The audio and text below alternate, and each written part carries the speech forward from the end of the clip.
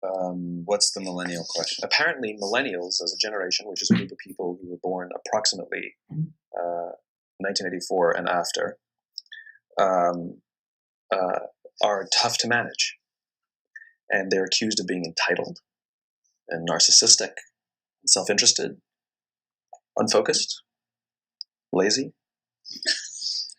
But entitled is the big one. And because they confound leadership so much, what's happening is leaders are asking the millennials, what do you want? And millennials are saying, we want to work in a place with purpose. Love that. We want to make an impact, whatever that means. We want free food and beanbags.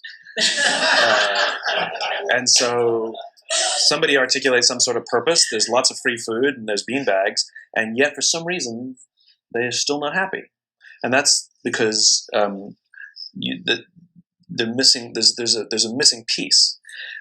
What I've learned is that I can break it down into 4 pieces, right? There are four things, 4 characteristics. One is parenting, the other one is technology, the third is impatience, and the fourth is environment. The generation that we call the millennials, too many of them grew up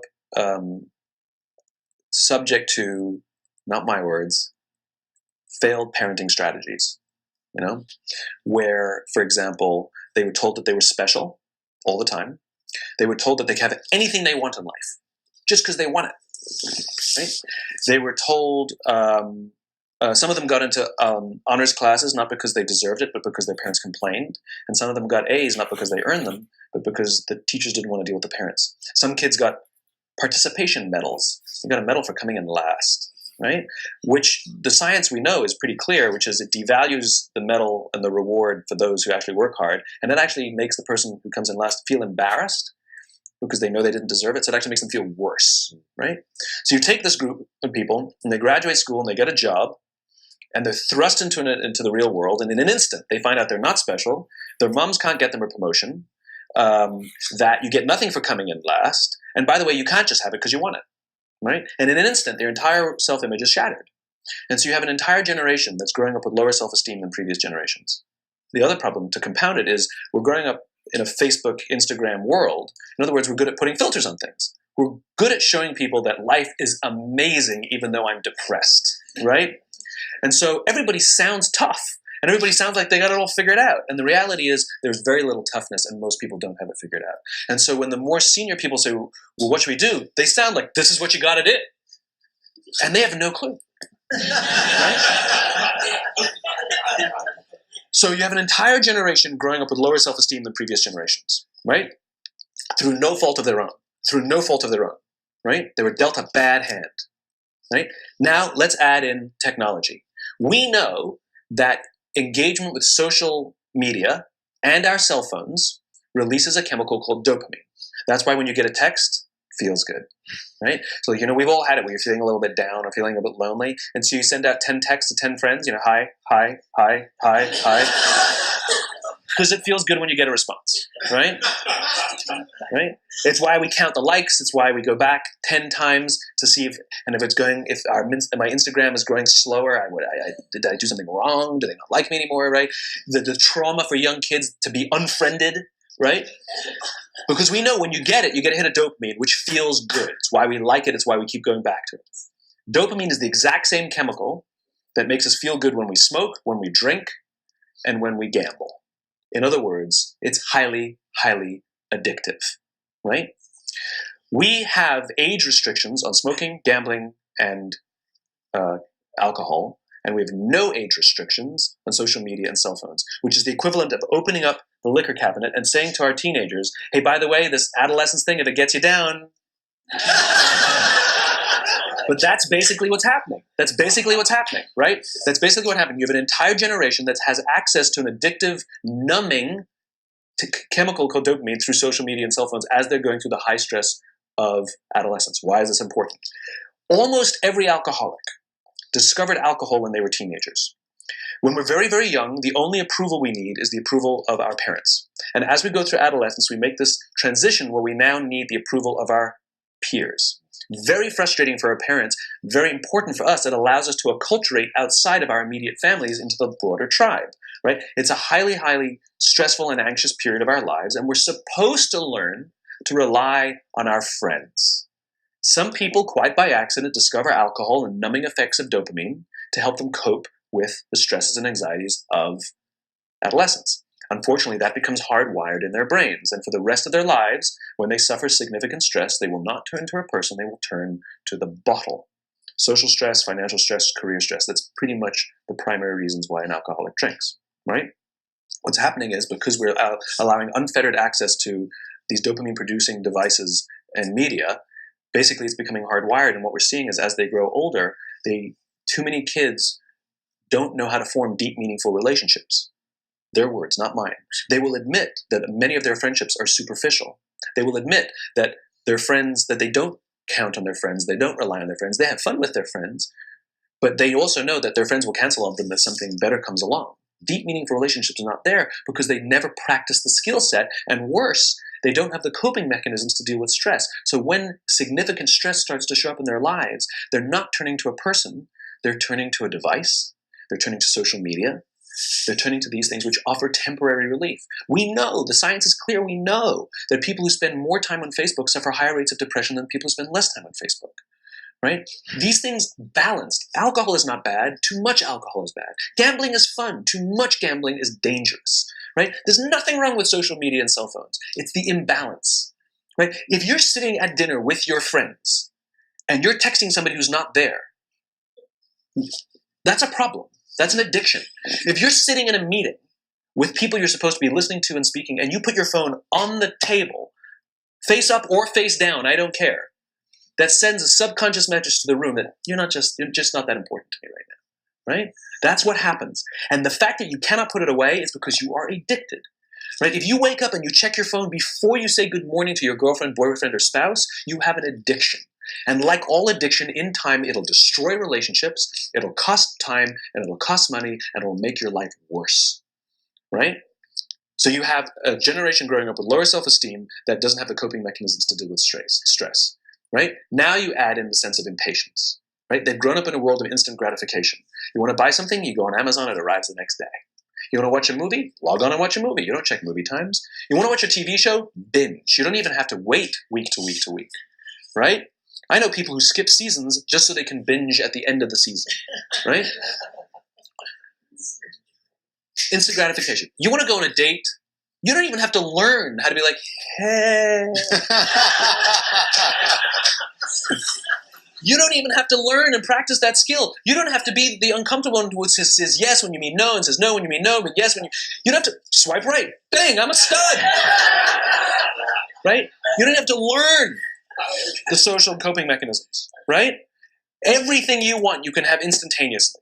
Everything you want, instant gratification, except job satisfaction and strength of relationships. There ain't no app for that. They are slow, meandering, uncomfortable, messy processes. And so I keep meeting these wonderful, fantastic, idealistic, hardworking, smart kids. They've just graduated school. They're in their entry-level job. And I sit down with them and I go, how's it going? They go, I think I'm going to quit. I'm like, why? They're like, I'm not making an impact. I'm like, you've been here 8 months. You know? It's as if they're standing at the foot of a mountain and they have this abstract concept called impact that they want to have in the world, which is the summit. What they don't see is the mountain. I don't care if you go up the mountain quickly or slowly, but there's still a mountain. And so what this young generation needs to learn is patience. That some things that really, really matter, like love, or job fulfillment, joy, love of life, self-confidence, a skill set, any of these things, all of these things take time. Sometimes you can expedite pieces of it, but the overall journey is arduous and long and difficult. And if you don't ask for help and learn that skill set, you will fall off the mountain, or you will, the worst case scenario, and we're already seeing it. The worst case scenario is we're seeing an increase in suicide rates. We're seeing an increase in this generation. We're seeing an increase in accidental deaths due to drug overdoses. We're seeing more and more kids drop out of school or take leaves of absence due to depression. Unheard of. This is really bad. The best case scenario, those are all bad cases, right? The best case scenario is you'll have an entire population growing up and going through life and just never really finding joy. They'll never really find deep fulfillment in work or in life. They'll just waft through life and it'll be just, it's fine. How's your job? It's fine. The same as yesterday. How's your relationship? It's fine. Like that's the best case scenario. Which leads me to the fourth point, which is environment. Which is we're taking this amazing group of young, fantastic kids who are just dealt a bad hand. It's no fault of their own. And we put them in corporate environments that care more about the numbers than they do about the kids. They care more about the short-term gains than the long-term life of this young human being. We care more about the year than the lifetime, right? And so we are putting them in corporate environments that aren't helping them build their confidence, that aren't helping them learn the skills of cooperation, that aren't helping them overcome the challenges of a digital world and finding more balance, that isn't helping them overcome the need to have instant gratification and teach them the joys and impact and the fulfillment you get from working hard on something for a long time that cannot be done in a month or even in a year. And so we're thrusting to them in corporate environments, and the worst part about it is they think it's them. They blame themselves. They think it's them who can't deal. And so it makes it all worse. It's not. I'm here to tell them it's not them. It's the corporations. It's the corporate environments. It's the total lack of good leadership in our world today that is making them feel the way they do. They were dealt a bad hand, and I hate to say it, but it's the company's responsibility. Sucks to be you. Like, we have no choice, right? This is what we got, and I wish that society and their parents did a better job. They didn't. So we're getting them in our companies, and we now have to pick up the slack. We have to work extra hard to figure out the ways that we build their confidence. We have to work extra hard to find ways to teach them the social skills that they're missing out on. There should be no cell phones in conference rooms. None. Zero. And I don't mean the kind of like sitting outside waiting to text. I mean like when you're sitting and waiting for a meeting to start, this is what we all do. We all sit here and wait for the meeting to start. Meeting starting? Okay. We start the meeting. No, that's not how relationships are formed. Remember we talked about it's the little things?